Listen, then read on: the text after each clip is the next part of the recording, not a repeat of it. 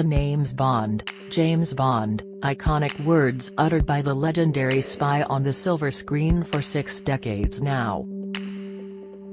Since 1962, James Bond has been a symbol of modern pop culture, defined by his famous car, the sharp-tailored suits, extravagant locations, the tech-savvy gadgets, and his love of women. From Sean Connery to Daniel Craig, each actor playing 007 has delved into the murky world of espionage, stopping villainous threats of world domination while imparting their unique style to the evolving fictional character. To mark 60 years to the very week the first Bond film Dr. No received its world premiere, we look back at the super spy's cinematic adventure, ranking his films from best to worst, in a list that could leave you shaken, but not stirred. 1. From Russia with Love, the quintessential spy film, played by the best Bond in Sean Connery. None of the gadgets or over-the-top flamboyance of later films. The spy game is full of secrets and deceptions. This is Bond at his purest, and it has one of 007's best brutal fight scenes. 2. Casino Royale. The Daniel Craig era starts in stylish fashion with Bond achieving his 00 status. The film reinvents the spy for the world of modern espionage, and he is thrilling and emotive. Vesper Lynd, Eva Green, pulls back the layers of Bond's complex personality. Craig may not have been well received when he was cast, but ultimately, he had the last laugh. 3. Skyfall. Bond's 50th anniversary deserved something special, and director Sam Mendes delivered the perfect blend of nostalgia and new era of Bond. It has plenty of heart and an emotional exit from Judi Dench. It's one of most beautiful Bonds due to Roger Deakins' cinematography. 4. Goldfinger. The Aston Martin DB5, Pussy Galore, Odd Job, and a gold-loving villain, and Shirley Bassey's theme song, a classic Bond film that would cement the franchise's global appeal. 5. On Her Majesty's Secret Service. George Lazenby's only stint as Bond ages like a fine wine. It has gritty fight scenes, a brilliant John Barry score, Telly Savalas Blofeld, and the best Bond girl in Diana Rigg. Serving as a model for Craig, this underrated Bond went against the grain by examining Bond as a tragic hero. 6. No Time to Die. And pulling out all the emotional stops, Daniel Craig's final appearance is given a deserved farewell.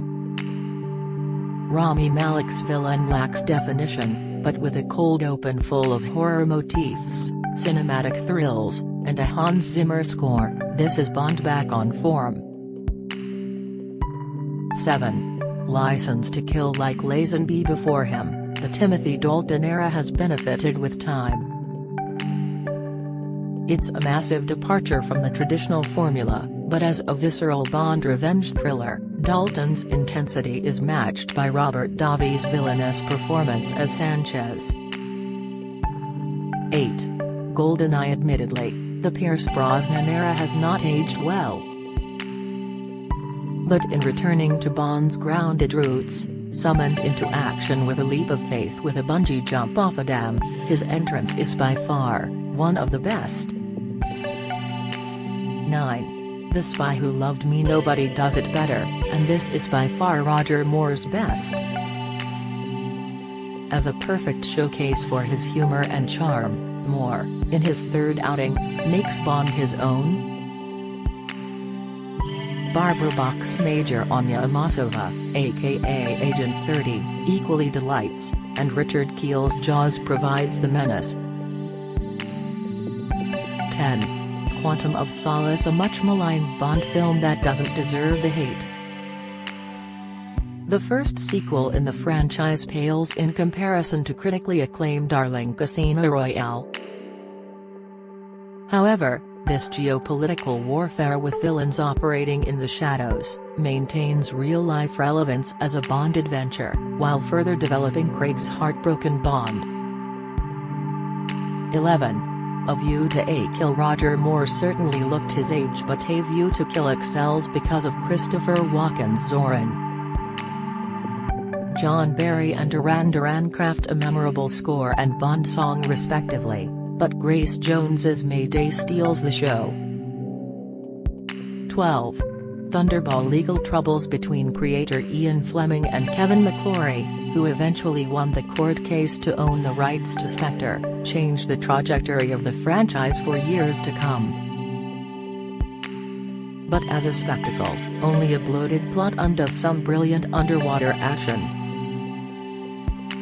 13. Dr. No. The film that started it all. The stunts are not as refined as to what we expect, but as a confident opener, signified by Connery's meticulous delivery of Bond's most famous line, showed glimpses of the franchise's potential. 14. You Only Live Twice. Written by Roald Dahl, Bond's Japanese film has not aged well due to its cartoon and caricature stereotypes of Asian culture. But with the first major appearance of Blofeld, played by Donald Pleasance, Bond finally comes face to face with his archenemy in extravagant fashion. 15. The Living Daylights. Timothy Dalton breathes new life into the franchise, ditching the 70s fantasy and slapstick of the Moore era for a back-to-basics adventure. Its fresh energy hands Dalton a solid debut that taps into 80s Cold War paranoia and geopolitical warfare. Furthermore, a-ha's theme song ranks amongst the best. 16. For Your Eyes Only. After his exploits in space, Roger Moore's Bond is brought back down to earth. One of Moore's better outings, there's less emphasis on gadgets and more focus on Bond's identity. It's an edgier role for Moore, with the film dialing back its comedic tones. But he excels for its attempts to showcase Bond for substance instead of extravagance.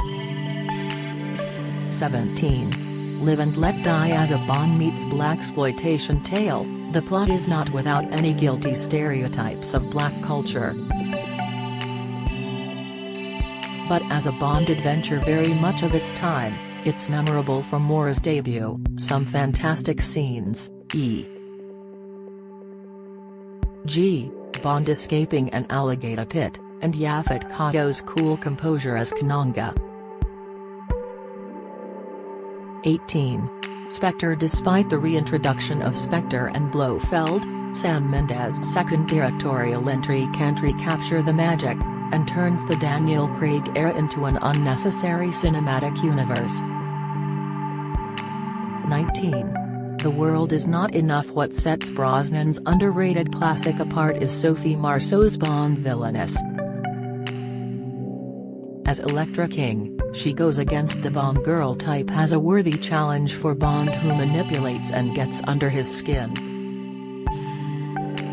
It's a bolder swing from the franchise, and only its convoluted plot lets it down. 20. Tomorrow Never Dies. Unhinging all the good work from GoldenEye, Tomorrow Never Dies indulges in over-the-top action with a finale ripped from A Spy Who Loved Me. Jonathan Pryce's Elliot Carver provides comedic value but is no serious match to Bond's efforts as the villain. Still, at least it showcases why Michelle Yeoh is a badass of the industry. 21. Moonraker. Channeling George Lucas' Star Wars, Moonraker is a departure from Fleming's original novel. Despite some memorable turns from Michael Lonsdale's Drax, Bond in space might be his most outlandish adventure, but the Bond concept is compromised once he ventures into the unknown. 22. The Man with the Golden Gun. Still finding his feet into the role, Moore's Thailand adventure is a mixed bag.